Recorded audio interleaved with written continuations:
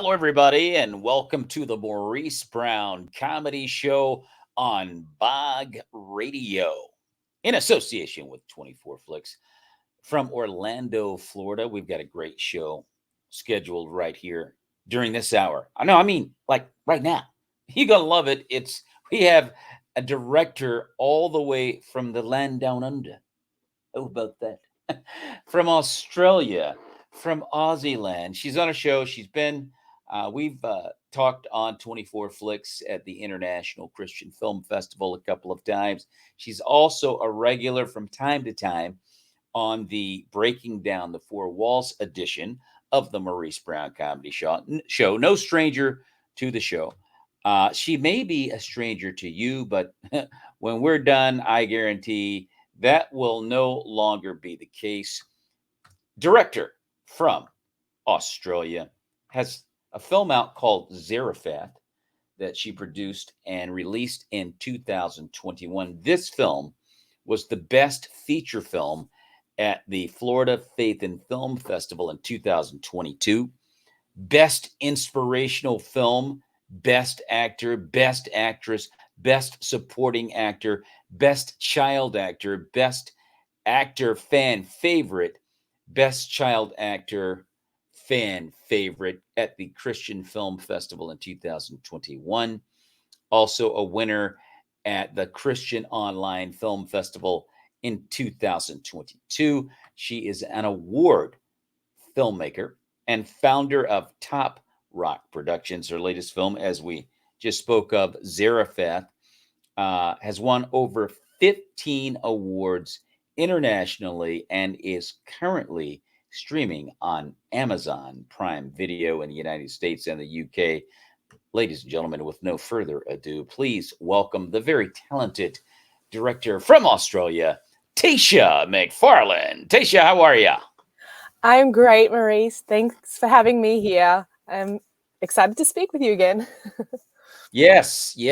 And the last time we had an opportunity to speak, well, of course, you were on Breaking Down the Four Walls. You've been on a number of times, but the first time we spoke was in Orlando, Florida at the International Christian Film Festival, I believe in 2021.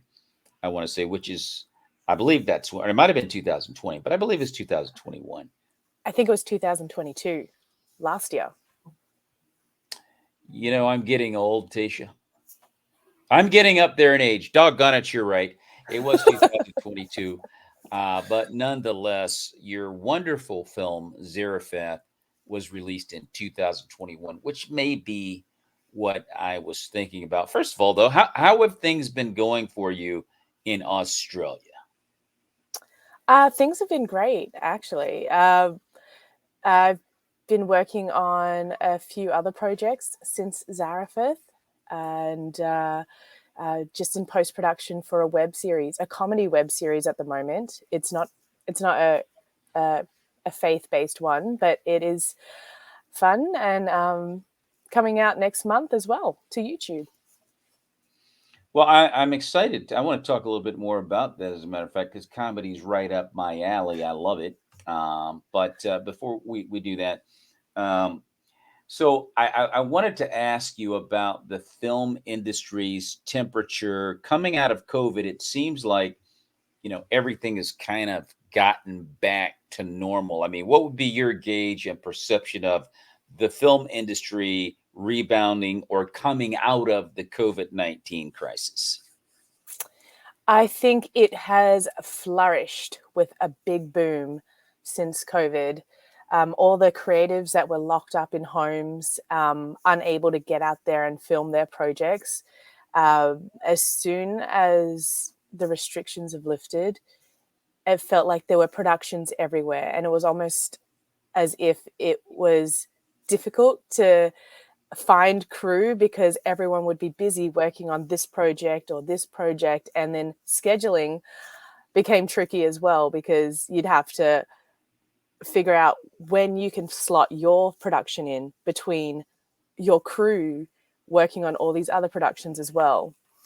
And I just feel like people have just been posting more roles for actors, for crew members all over the place, and I don't think it's slowed down. It's been a couple years out of lockdown, and I think the momentum is still there, and people are still just getting out there and making stuff, which is great.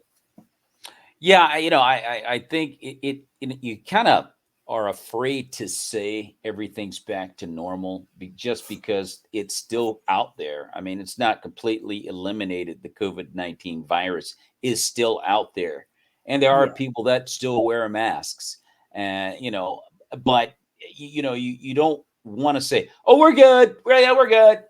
You don't want to do that because technically it's not gone. However, if you look at the tone and tenor of the film industry and the way actors are operating now and nowadays, it's got that vibe that everything's back to normal. One thing that occurred during COVID-19 as far as actors go, and you know this as a director, that it's made auditioning a whole lot easier.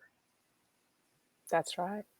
My gosh, I could audition for a film in Australia right from my own home, my own studio.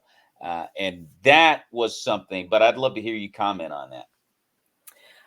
Well, I do also have a talent agent as well. So I do get auditions for commercials and things here and there. And yeah, in the last couple of years, it's all been self-tapes at home instead of going into the studio and auditioning in there. And uh, it's different because you can now do as many takes as you like at home. And once you're happy with it, then you send it off. Whereas when you go into the studio, you're just, you've got one or two chances to get what they want, and then you're out of there within like 10 minutes. So, I mean, from a casting perspective, we've always asked people to do self-tapes anyway before we bring them in. Yeah. So for me, no difference, but I kind of do miss, as an actor, going into auditions. I do miss going to the studio to film it because I don't have much space at home or quiet time at home to film, especially when there's kids running around all the time. But sometimes you find your time, whether it's 10 p.m. at night or 6 a.m. in the morning. That's when I get my self-tapes in when need be. Oh yeah, 100%. So I think that's the one thing that the positive coming out of COVID for the film industry is that you can, audition anytime, anywhere, any place. That was the one big positive, and thankfully it seems as though we're moving on. We're talking with Taysha McFarland, Australian director, and she has a film out called ZAREPHATH. By the way, you're listening to Bog Radio in association with 24 Flicks. I'm Maurice, the Maurice Brown Comedy Show, and I want to play a snippet of the actual trailer for everyone to get an idea. By the way, if you want to see, ladies and gentlemen, this film, all you have to do, matter of fact, I'll let Taysha do the talking. How can we see ZAREPHATH, Taysha? Well, it's available on Amazon Prime, US and UK. It's also on 24 Flicks. It's on a few other places as well. So if you actually jump onto Google or whatever your search browser is, type in ZAREPHATH, Z or Z, AREPHATH. It'll pop up, and whatever way you like watching it should be available to you. So we're going to play the trailer of the film ZAREPHATH. Check it out.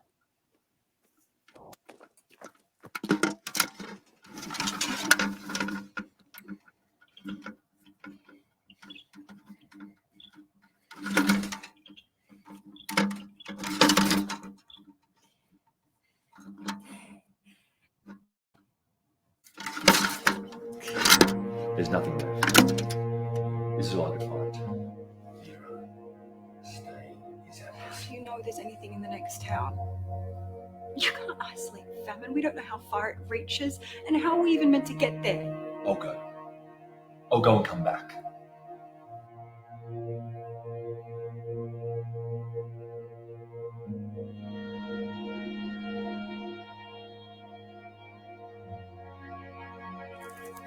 Please don't be alarmed. All I want is some water. I only have enough for one meal for my son and I. Jehovah Jireh. God will provide.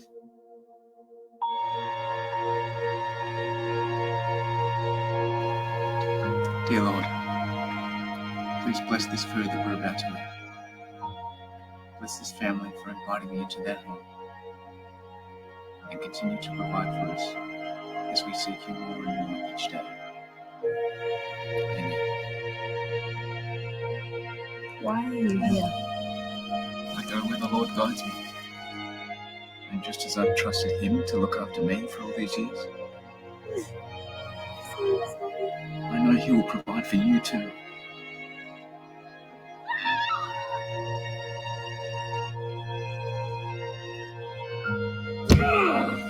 Where's my son? You never came back. Dad, don't come. How can you be so sure?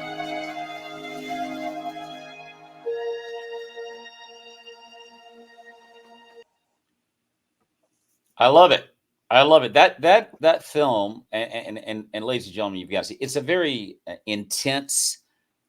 It is a very mesmerizing, intense film, and it comes off of the story from the Bible, which you brought to modern times, more or less. Tell us a little bit about the background of Zarephath. Well, I set myself a challenge to read through the Bible from cover to cover, and I came across Elijah's story in 1 Kings 17, and well, the film is based on the widow of Zarephath from that chapter, and as I read it, just the imagery of what this woman went through became so vivid to me, and I just connected with her in that moment, even though her story in the Bible is just a few passages long. It's so small, but she was a real person, and she endured that, and she lived that, and I just wanted to see this journey that she went on, and I think God just put it in my heart to make it something bigger, and so I couldn't get it out of my mind, so I just started writing with that passage in mind.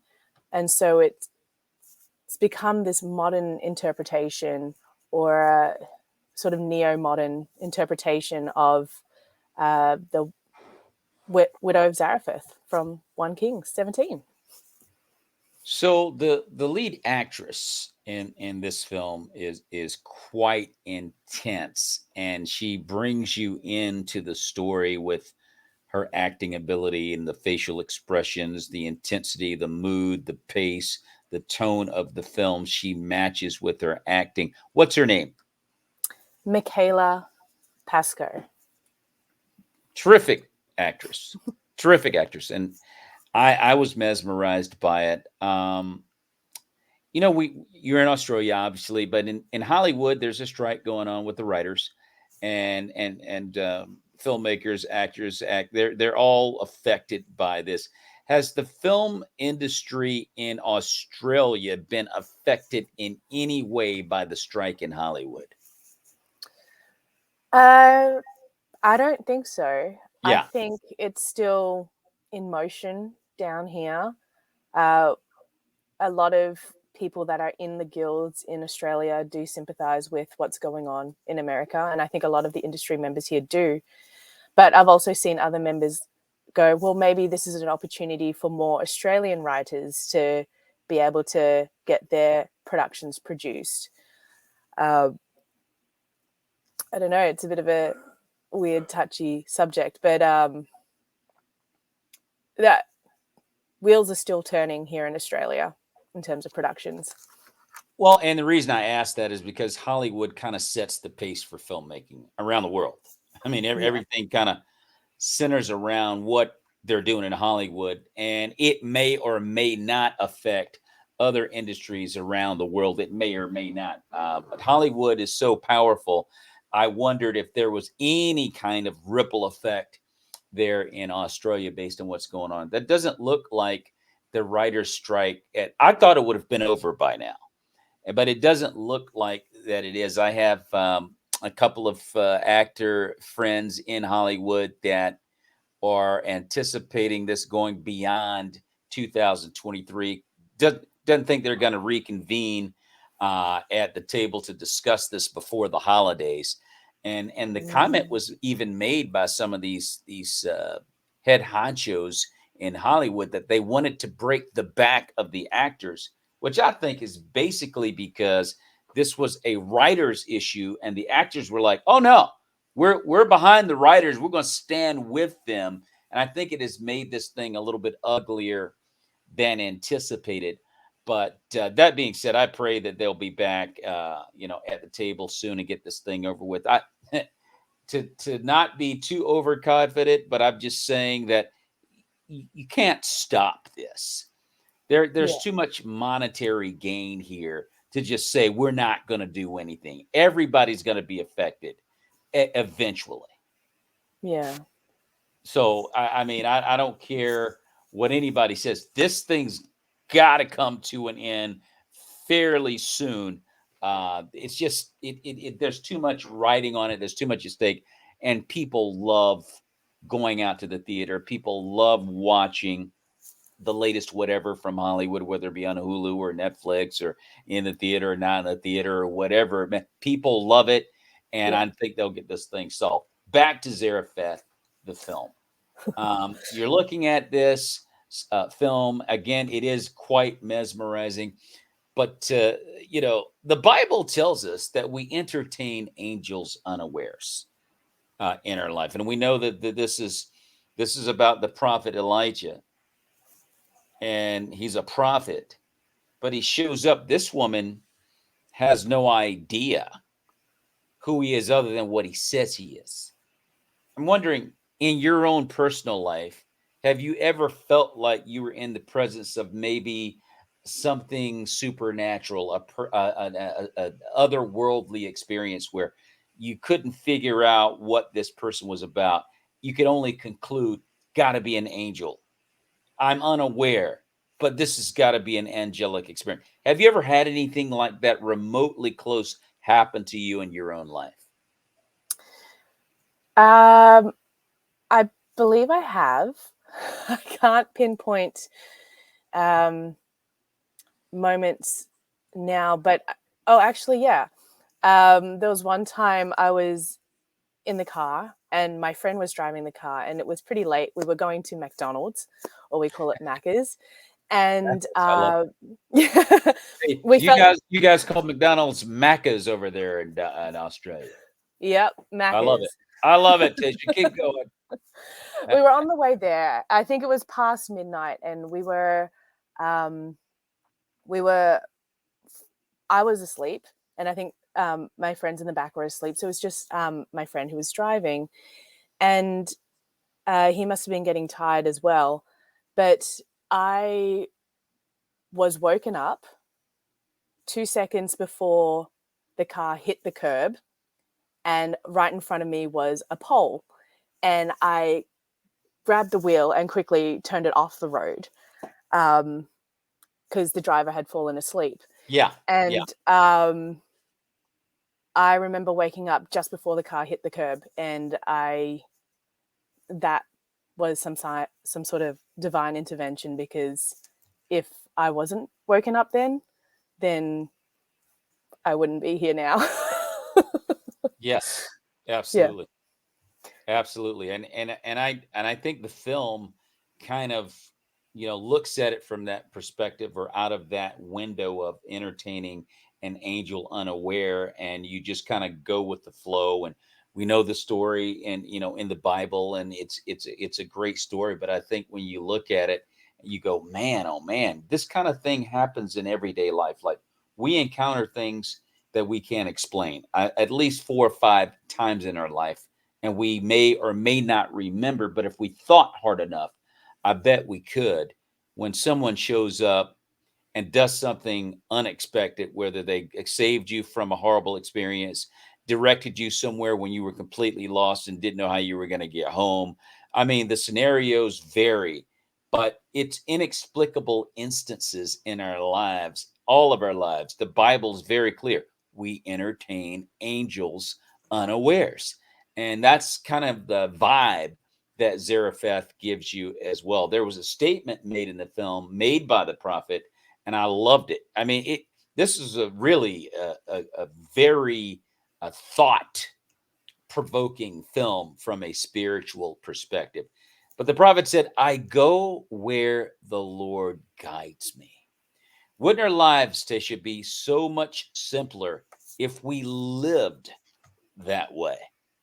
I mean, the Yeah. prophet obviously lives that way, and he said it so smoothly and so nonchalantly, but it's so simple, and we Yeah. make it difficult. We do. We do. We have our own plans in mind, and if something comes to disrupt your own plans, sometimes, that as humans, we don't like that. But if we just let go of and not hold on so tight to what we want in our lives, then we can let God open those doors for us, and we can follow where he wants us to go, which will Yes. be 10 times more better than what we imagine for ourselves. But Oh, Tasha, there is no question about it. Like I said, it's such a simple thing to do, and we make rocket science out of it. And then after we've gone through the rocket science and the pleasant experiences, we come back to the simple. Oh yeah, I should have trusted God. But but I love that statement. It was made so smoothly by the actor who played the prophet. What was the actor's name that portrayed Elijah? Jesse. Well, he did a great job. Sorry, I do know his name, and why can't I remember it right now? Jesse Butler. Jesse Butler. His name's Jesse Jesse Butler. Butler. He did a well. Yes. Directors have a big job, Tasha. I totally did, but he did a great job in the film. And we're in a constant battle with our flesh to do what we want to do. It's a constant battle, and we don't give enough attention to our spirit to hear what the Lord wants. One of the things that the prophets did a lot of the disciples as well who walked with Christ to begin the church after the ascension of Christ. One of the things that Jesus Christ himself did a lot of was fasting and praying. And that is how you get immediate connection with God's spirit. Yeah. And you get it's almost immediate, like, oh, that's what God's saying. And because you put your flesh under, you're much more likely to do exactly what he says. The flesh is kind of like too weak to fight. Yeah, the flesh is throwing these weak punches. No, don't do it. But it's it's too weak, JJ. It can't stop us because now the spirit is in its rightful position over the flesh. The flesh is supposed to do what the spirit dictates. But because we live in such a society where, particularly, in a country like America, or countries that are not disadvantaged. Australia is a wonderful place to live. You refer to McDonald's as Mackies or Maccas. Well, we go to Macca anytime we want to. We can go to Starbucks and Dunkin' Donuts and these great restaurants and do all these nice things. There's so many. Oh, Baskin Robbins, 30 what flavors ice cream. I mean, there's so many things you can do anytime you want, that putting the flesh down is not something that we readily think about. However, in order to follow the Lord, you have to make it a part of your life.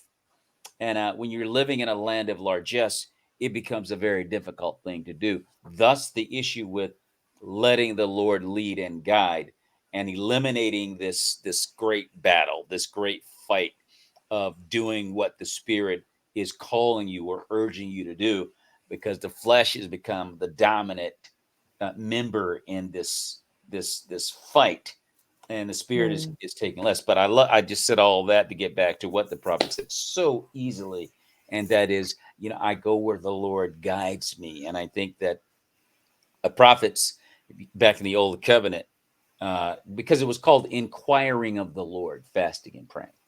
Yeah. I'm going to inquire of the Lord. I'm going to get down. Hey, Taysha, we go get down to the nitty gritty Yeah. and find out what God wants. By God, my goodness, and let's Send in get an inquiry. yep. Let's just get down to the nitty gritty and Yeah. find out what God's talking about, and let's get this thing done. Let's get this Billy done, as we say here in America. So I love that. But another statement in the film that would be beneficial for us all to remember is, my God is greater than any situation that I encounter. And I'm going, oh man, another great statement. Another great, when we go into these battles, Taysha, and these situations that are troubling or challenging, scary, you name it. And it's amazing how quickly we forget about God. Yeah, that's right. And even when you're in those situations and you have friends that are like, look to God, like God is bigger than your problems. Or you might even know that yourself, but sometimes it's just hard to get your head out of that mentality that there is no escape out of this situation. Yeah. There is no escape. And I think that that's another one of those moments where, but particularly as followers of God through Jesus Christ, that should be our first inclination when we run into the problem, when we run into the obstacle, the partition, the moment of truth, if you will, the scary moments. And because again, we live in such a land of largesse, God's often the third, fourth, fifth person we think about. Because we think about the technology that we have. We think about our education that we have. We think about the advanced lifestyles that we lead. So we start checking down to those things before we get to God. Yeah. And God should be the first thought of any situation. You think about David and the Old Covenant. I love reading about David in the Old Covenant because David was a great warrior. And it wasn't so much that David was a physically imposing man, it was that his faith was imposing, Mm. you know. And the men on his court, Benaiah, oh my gosh, his lead bodyguard, who actually, killed his son Absalom, who was giving chase to David. He wanted to take over David's kingdom. Absalom did. And his number one bodyguard, David told him, don't kill him. Okay. I want you to catch him, but I don't want you to kill him. And then when they got him, that great long flowing blonde hair of his, as he was running from the chase that he was subject to, got caught in some tree limbs, and it just, he got caught hanging there in the air, and he had an opportunity to spare his life. He said, how dare you come against God's servant? Disregarded David's instruction, and he ended Absalom's life. Mm. And reason I say that is because the allegiance to God was amazing.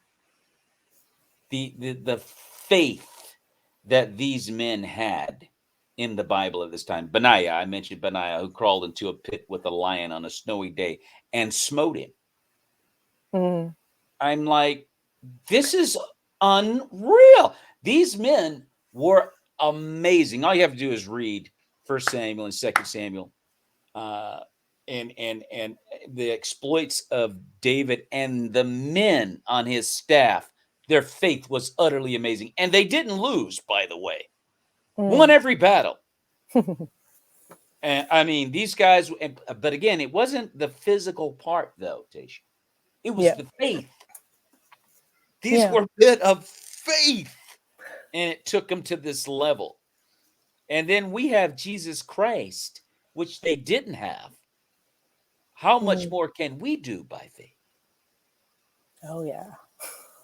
And so it's always struck me as utterly amazing, the exploits of faith men.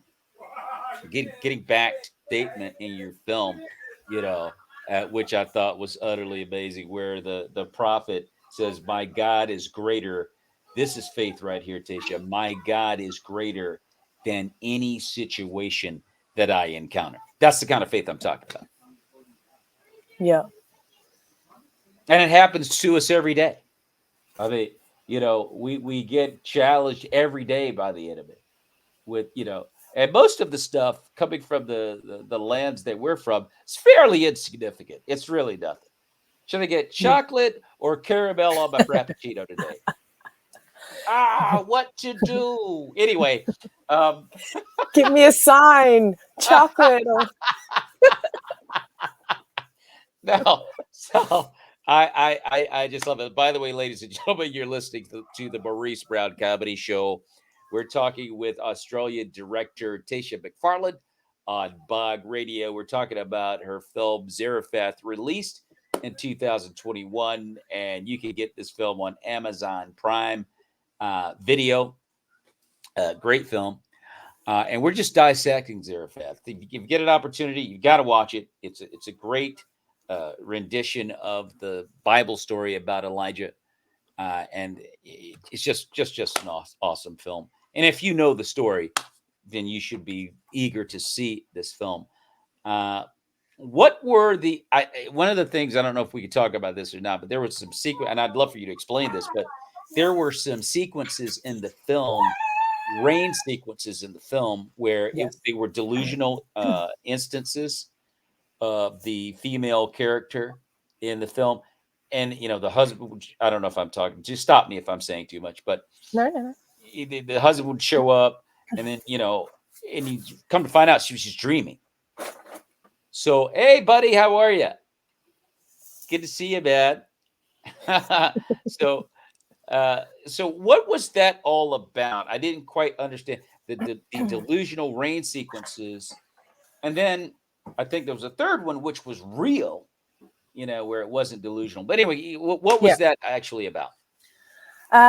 So I've always had this fascination with dreams and what they can represent or mean. And I think a lot of times I've had warning dreams, or dreams that I believe is God talking to me. And I've also had dreams where they are mixed between a memory and what my mind is creating at the time. Yes. So I think there's a range of different dreams that people can have. And I wanted to play around with that a little bit. So for Mira, who is the lead character, when she sleeps, she dreams about what she really wants, which is her husband to come back and rain, because they can't survive. They can't grow their crops and have food if they don't have rain or water.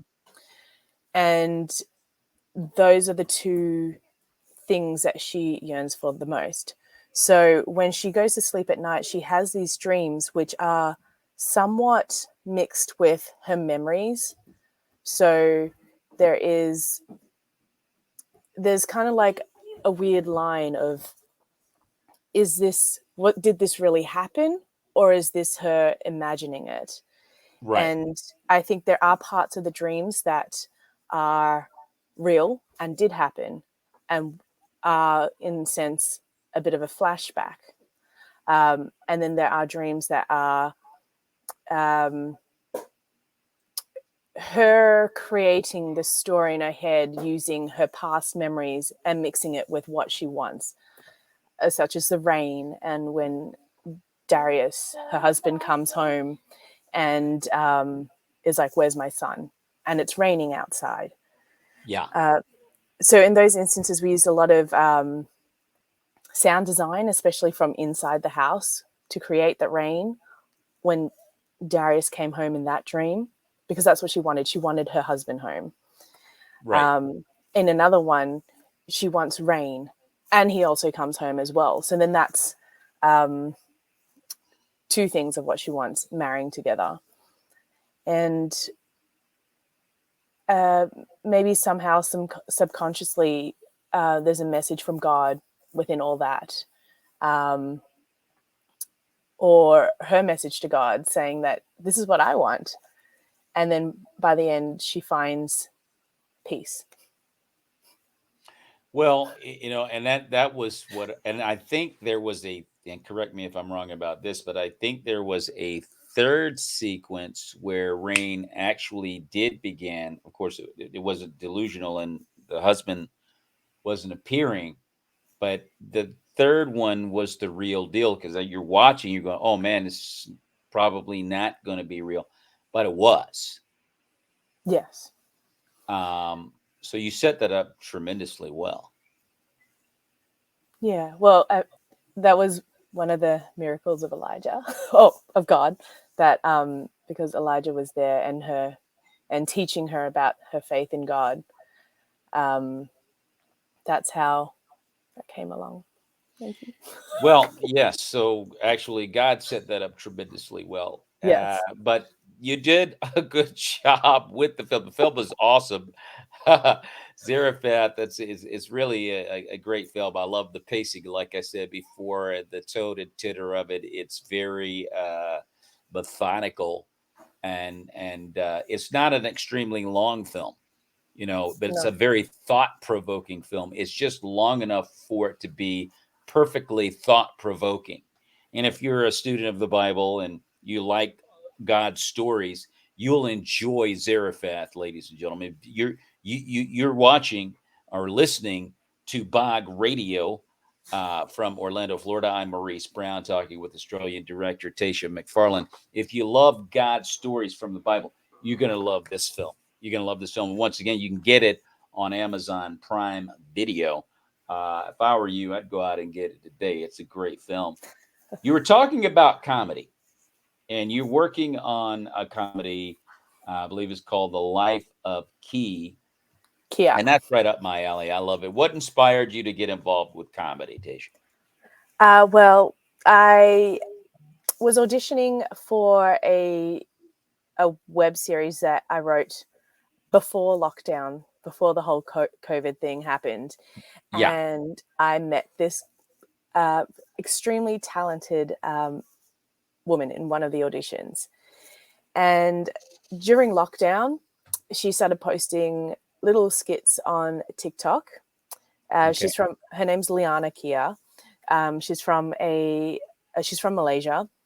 And my mom is also Chinese Malaysian. So a lot of her content that she was posting was this Asian mom character, which I resonated with because a lot of that was what I saw at home.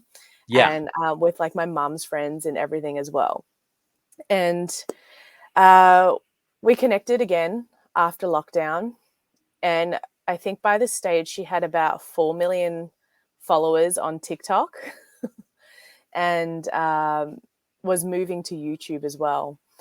And I had this idea for a story, which was 2 middle-aged Chinese Malaysian women that would catch up weekly at an op shop and discuss their lives while doing bargain shopping.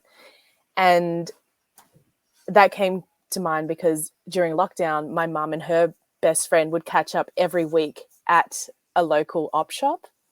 Yeah.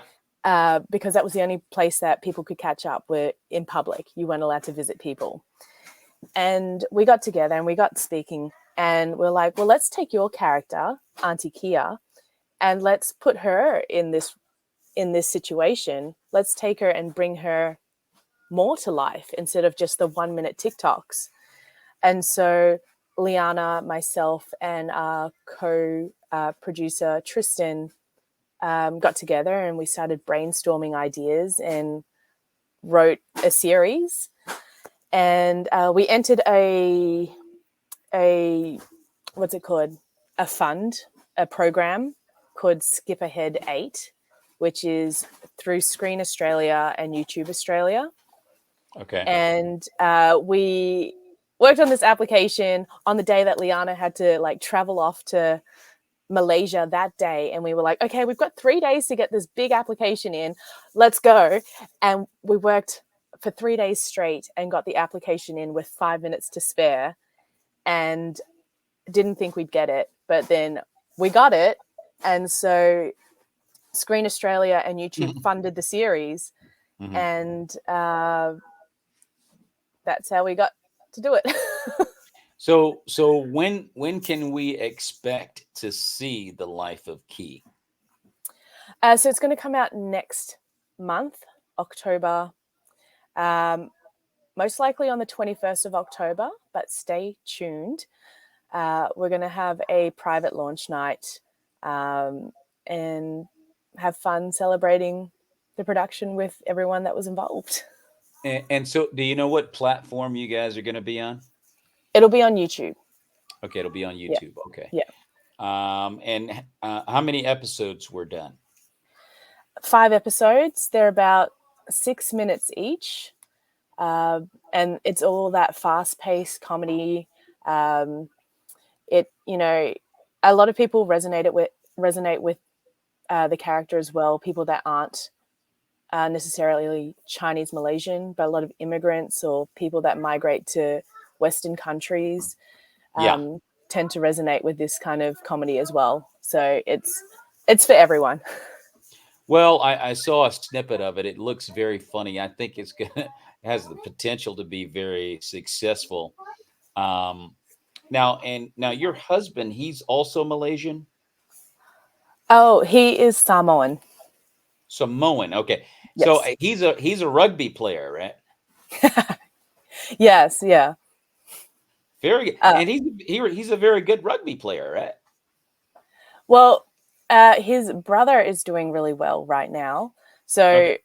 my husband Heine, he started in rugby. Yeah. And his brother was doing basketball. And Heine played in San Francisco in the semi-professional rugby league or union rugby, whatever you call it, here. And he's played in Hawaii as well. And so he lived in America for a bit while he was training and playing over here. But then he came to Australia and settled down here with me. Yeah. And so now he encouraged his brother to get into rugby, and he's doing really well. And he's playing rugby for Samoa in the World Cup right now, his brother, Theo. Well, I wanted to give him a shout out because I noticed that Samoans are really awesome in rugby too. And would that be correct, Theo McFarland? Yes, so that's his brother that's in the Samoan team. Yeah. Well, good. I wanted to give him a shout out. It looks like he's doing his thing. So good. I love it. Taysha McFarland on the Maurice Brown Comedy Show, director from Australia on Bog Radio. So we talked about The Life of Key. Do you have any other projects coming up on the horizon? Yes, I am working on a documentary, which is about the Japanese occupation of Malaya. So Okay. that is still in the process of being edited and filmed, and we're also seeking more funds for that one in order to travel to Malaysia and follow the route of the Japanese soldiers that they took during the occupation. And that's all about finding those local stories and listening to what the elders have to share, because their stories aren't documented. Absolutely. I love it. That is a great project to take on. I love it. And I think very important and much needed to delve into. I love hearing that. So you and I were talking before we came on live, as we getting back to ZAREPHATH, about matter of fact, you have a nice staff that helped you put this film together. Would you care to talk about some of those folks? Yeah. Everyone volunteered to be a part of the project. And everyone, it was in total, there were 17 cast and crew, and we had to travel across the border from Victoria to New South Wales to film for a week together. Everyone got along really well. We didn't have a lot of Christians on board because I don't know many Christian filmmakers here in Australia. But our executive producer, Cindy, who jumped on board, she was she was like the mother hen. She kind of held the fort down and was that breath of positivity for everyone. And yeah, it was good to have her on board, especially in an executive producer position on a Christian production. Absolutely. And, you know, we were talking about Cindy, who's done some work with Hugh Jackman and been a part of some other fine projects there in Australia. She sang a song at the end during the ending credits. I just think is absolutely awesome. I wish I could have queued that up and played it, a little bit of it for our audience. But just tell us, give us a little bit more background on Cindy. So Cindy started off in musical theatre. She was in the first Les Mis and Beauty and the Beast stage shows that were in Australia. And she's traveled, she's performed in Singapore and around the world. And she used to perform on Good Morning Australia. And knows quite a lot of people and performed with quite a lot of famous Australians from back in the day, like Lisa McCune and Hugh Jackman. And she went to their wedding, Hugh Jackman and his wife's wedding. And so she's got a very strong background in performance and singing. And so she wrote this song when she was 17 and found the perfect place for it when we were working on ZAREPHATH. I love it. I was really taken aback by that song. And I was thinking to myself, you know, I was trying to think of the recording artist that may have, you know, be the singer of it. Cause like, how did this one get by me? I don't think I've ever heard this one, but I'm sure it's been out there and I just don't, you know, I'm not aware of the artist, but I'm sure it's a very popular song. And you're saying that she wrote that when she was 17 and just decided to throw this one into the soundtrack. Yeah, well, she wrote it and I guess she stashed it away for a few years. And then when we were filming, she was like, hey, I've got this song that I wrote. And it kind of resonates with the themes of this film. Do you want to use it? And it worked perfectly. And we went and got her to record it with Soundy, and we chose to have it a cappella with like the rain track and thunderstorm underneath. Yeah, absolutely. And that's how we got it. It's awesome. It fits perfectly with the again, the tone and tenor of the film, the methodical nature of the film, and then having her sing it, like you said, a cappella with, you know, the rain background, what have you. It was just a beautiful mixture of her song into the ending credits of the film. It kind of like encapsulated everything that you just viewed. And it was just beautiful. I bet she's got a really, really good voice. She's super, super talented. You're blessed to have someone like that on your staff and to be associated with, because she's just super talented. You're telling me she was in Les Miserables and she's worked with Hugh Jackman and a lot of people. She's a super, super talented lady, and it's really, you know, brought out, like I said, by the song there during the ending credits. Awesome. And one more time, what's her name? Once more time. Cindy Pritchard. Cindy Pritchard. I love it. Well, Cindy, if you're listening, great job. So let me switch gears and ask you this as we're about to wrap up our conversation with Taysha McFarland, Australian director of the film ZAREPHATH, on the Maurice Brown Comedy Show on Bog Radio. What advice, Taysha, can you leave with young people out there that are just starting out and they're thinking, you know, I think I want to be a director. I think that's what I want to do for my life, you know, and coming out of COVID-19, the industry is kind of shaky, but it's getting back, I think, all the way back. And I talk about the strike in Hollywood. That's kind of a problematic deal. And then you look at the aspect of auditioning and dealing with actors and sets and so forth. what kind of advice can you leave with a young aspiring director out there? A boring one would be to not give up. Yes. But also just be the hardest worker in the room. As a Christian working in an industry that isn't a Christian industry, I think it's important to be that hardest person in the room that works and dedicates their time. Study your craft, practice your craft, train.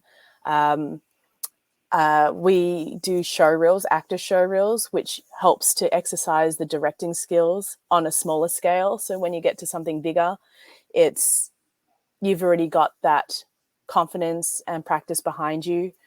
Don't let finances hold you back. Everyone's got a phone these days, and you could film something on your phone. There's film festivals that are specifically for films shot on phones. So don't let things hold you back. I worked 9 to 5 in a job that I did not like and had children, really young children at the time. And I still found time to bring my laptop with me on the train and write while I was on there. So where there is a will, there is a way. And if you're really passionate about something and if that's what you want to pursue, and if that is God's will for you, nothing can stop you. Nothing can stop you. I think directors have some of the most dogged tenacity that you can ever find, because it's such a huge undertaking to put a project together. And you're talking about sets and all these different things. We just lost someone from the Hollywood community, Francis Ford Coppola, recently. And Francis Ford Coppola is, I mean, I could name Steven Spielberg and a lot of other people who, I mean, all of them are worth note. But one of the best films I've ever seen is Apocalypse Now. And it was done in 1978 by Francis Ford. Of course, he did Godfather trilogy 1, 2, and 3, all amazing. But Apocalypse Now, to give you an idea of the work that's required for a director to get the job done, not to mention the fact that you have to have a heck of a budget to do some of the things. You don't always have to have a huge budget, but they had a huge one for Apocalypse Now. And there was a scene in that film. It was a war scene with Sergeant Bill Kilgore. And it just kind of, it was just a scene where these helicopters came down on this village. And it was a lot of moving parts. And I think it was Robert Duvall who played Kilgore. And he said, we must have shot the thing 20 times. And I'm thinking to myself, a war scene with helicopters and all this pyrotechnics and whatnot. And Francis was like, we got to get this right. And I'm thinking to myself, oh my gosh, I couldn't imagine doing a scene like that upwards of 20, 30 times. But he wasn't going to stop until he got it right. Yeah. And I thought, that's probably why that's one of the best films I've ever seen, because the sequences were utterly over the top and amazing. So the meticulous nature of a director is otherworldly to me. I have tons of respect for directors, and that is an example of what you, Taysha McFarland, do for a living. Well, thank you, Taysha, for doing what you do, because I love it. And I watched ZAREPHATH, and it's awesome. You did a great job with that film. Thank you, Maurice. You did a marvelous job with that film, and I certainly hope and pray to see more work coming from Taysha McFarland, because you have the goods, Taysha. There's no doubt in my mind about that. Ladies and gentlemen, you are listening to Bog Radio on 24 Flicks, or in association with 24 Flicks. The Maurice Brown Comedy Show is what you are listening to right now, talking with Australian Director Taysha McFarland. Now, you can hear this interview where all major podcasts are heard, by the way, on Spotify and Google Podcasts, Apple Podcasts, Radiocast, Pocket Cast, you name it. I mean, they got it all. I mean, goodness gracious, they come up with all these names. Anyway, you can listen to it there. And you also, again, are listening to Bog Radio. Taysha, I want to thank you so much for being on the show. And I just pray that the peace of Jesus Christ will continue to be with you and your family. God bless you, and thank you for being on the show. Thank you.